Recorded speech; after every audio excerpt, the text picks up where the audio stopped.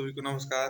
पुनः आप सबका स्वागत है एक नए वीडियो में। इस वीडियो में हम जानेंगे जो आप ग्रेजुएशन थर्ड ईयर यानी बीए थर्ड ईयर में हैं, भूगोल से अगर पेपर देने वाले हैं तो आप जानते होंगे कि उसके प्रथम पेपर के अंतर्गत बहुविकल्पीय प्रश्न आते हैं, जिसमें से आपको बहुविकल्पीय प्रश्न ही करने होंगे। तो अगर उनमें आपको अच्छा ज्ञान है, अच्छा पकड़ है, अच्छे से तैयारी किए हैं तो आप उसमें तो अच्छा नंबर कर ले जाएंगे। अगर नहीं किए हैं तो बहुत ही आपका नंबर नीचे जाएगा। तो इसलिए आप इस कम से कम इस पेपर को अच्छे से तैयार करें। तो उसी पेपर की तैयारी के सीक्वेंस में हमने आज ये वीडियो नंबर 3 है, जिसमें हम कुछ प्रश्नों को जानेंगे और देखेंगे कि इन्हीं में से प्रश्न आपसे पूछे जाएंगे। तो इन प्रश्नों को आपको ध्यान से देखना है। आइए शुरुआत करते हैं।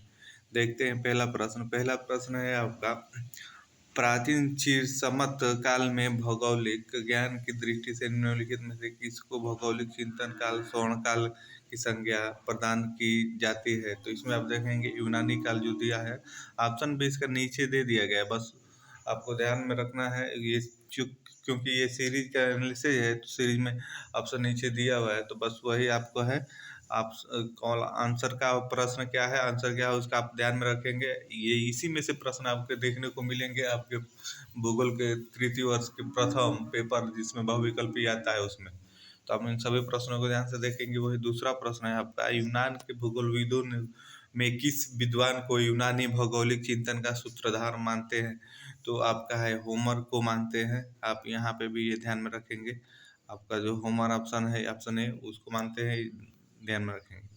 वही नेक्स्ट प्रश्न की बात करें तो नेक्स्ट प्रश्न में आप देखेंगे तीसरा प्रश्न है आपका, निम्न में से किस भूगोलविद ने पृथ्वी की तस्तरी की भांति तैरते हुए माना है? तो आपके है थेल्स ऑप्शन दिया है, आप इसे आप ध्यान रखेंगे, वो ऑप्शन बी है आपका।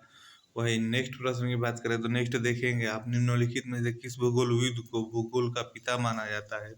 तो ये थे आपके हिकेटियस, आप इसे भी ध्यान में रखेंगे। ऑप्शन आपका डी में दिया है वो सही है। विश्व का प्रथम मानचित्र प्रस्तुत करने वाला निम्नलिखित में से कौन सा भूगोलविद है? साथ इसमें आप ध्यान रखेंगे एलेक्सीमेंडर थे, इस बात को आप ध्यान में रखेंगे। वही नेक्स्ट छवें प्रश्न की बात करें, छवा प्रश्न है आपका, जिस पीरियोडस नामक पुस्तक की रचना निम्नलिखित में से किसने की? तो आपके किसी हिकुटियस ने, आप इस बात को ध्यान में रखेंगे। वही नेक्स्ट बात करें, समय निकालने की कार्य प्रणाली एवं धूप तनिनोमान बनाने का श्रेय निम्नलिखित में से किस विद्वान को दिया जाता है? तो आप इसमें देखेंगे आपका जो ऑप्शन सी दिया है एनेक्सीमेंडर को दिया जाता है, आप ये ध्यान में रखेंगे। वही नेक्स्ट बात करें नौवें प्रश्न की, तो नौवा प्रश्न में आप देखेंगे दिया है, इतिहास और भूगोल से मिश्रित ग्रंथ हिस्टोग्राफी के रचयिता का नाम बताइए? तो आप इसमें देखेंगे, इसमें होगा आपका हेरोडोटस, इसे ध्यान में रखेंगे। वही नेक्स्ट बात करें, मिस्र को नील नदी की देन कहने वाले प्रथम विद्वान का नाम बताइए? तो वो आपके हैं, इसे ध्यान रखेंगे, हेरोडोटस ये भी थे, इस बात को आप ध्यान में रखेंगे। वही नेक्स्ट प्रश्न की बात करें, विश्व का मानचित्र रूपांतरित स्वाकार प्रक्षेपण को प्रस्तुत करने वाले भूगोलविद का नाम बताइए? तो इसमें से आप देखेंगे टॉलमी जो थे वही थे आपके इस भूगोलविद जो जिन्होंने स्वर्गाकार प्रक्षेपण बताया था। तो आप इस बात को ध्यान में रखेंगे।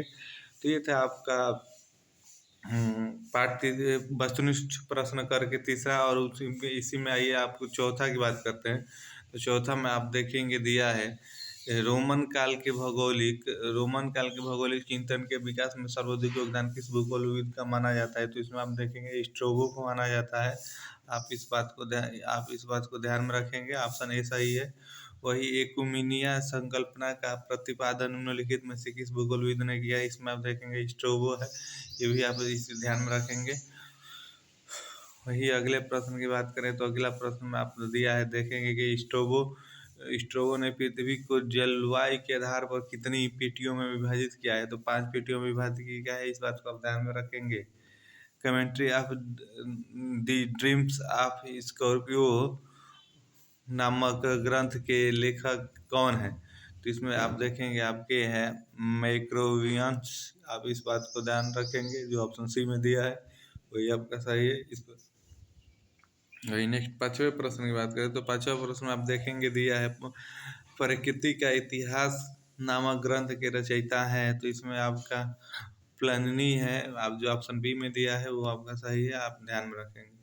वही नेक्स्ट बात करें 6 प्रश्न की, तो कॉस्मोग्राफी नामक पुस्तक के रचयिता कौन है? तो ये है आपके, देखेंगे कि पो पोमलोनियस मेला थे, इस बात को आप ध्यान में रखेंगे। वही 7वें प्रश्न की बात करें, चौथे भूगोल के चौथे पाठ के चौथे वस्तुनिष्ठ प्रश्नों के सीरीज की, तो इसमें अंतिम प्रश्न है आपका, देखेंगे कि पृथ्वी के 5 बड़े खंडों में विभाजित कर डिकोरोग्राफिया नामक ग्रंथ के रचयिता कौन थे? तो थे आपके मोलिनियस मेला, आप इसे ध्यान में रखेंगे।